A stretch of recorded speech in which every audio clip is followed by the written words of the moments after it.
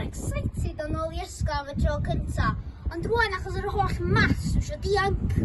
O, ydych chi'n siŵr ddylswn i'n neud hyn? Beth ydyn ni'n cael ffrau mawr ni? Cael ein gwahardd o'r ysgol? Callia, Gwen. Pam wyt ti'n gorfod bod yn ofyn o bob dim, bob tro?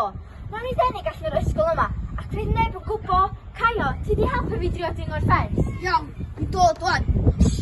Da chi'n clywed iddo? O na, mae Miss Roberts di sylwi dan yn wers. Pwyswch yn erbyn y wal, neu chi'n gweld ni? O na, nes i ddys yn ein cael ffrau do? Be dyn ni'n mynd i wneud? Bod yn ddistaw di peth cyntaf, cael dy geg. Ti'n mynd gorfod bod mor gas bob tro, Caio. Be os mae Gwen yn iawn? Ha, Gwen, yn iawn. Dwi'n meddwl bod chdi'n gysur fan'na ha. Dwi'n meddwl bod Miss Roberts wedi mynd. Please, gyrru mi nôl i dosbarth, a ddweud bod ni wedi cael cloi allan ar y iard. No way! Gei di mynd a dweud hynny, ond dwi'n aros yma tan dwi'n ffeindio allan sydd wedi ennig o'r ysgol. Dwi'n fo syniad. Bore yma, nath fi a Caio weld Miss Jones yn recordiadau ffens yr ysgol yn ystafell athrawon. Awn ni'n wncw. O ia, da iawn hynna! Dwch, awn ni drwy ddrws blwyddyn pedwar. Iawn, ond gan i please neud o'n trio peidio cael ei dal.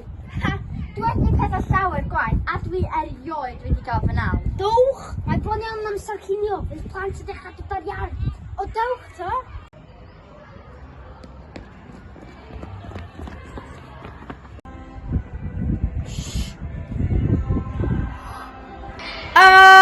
Be da chi'n dafarn a blant?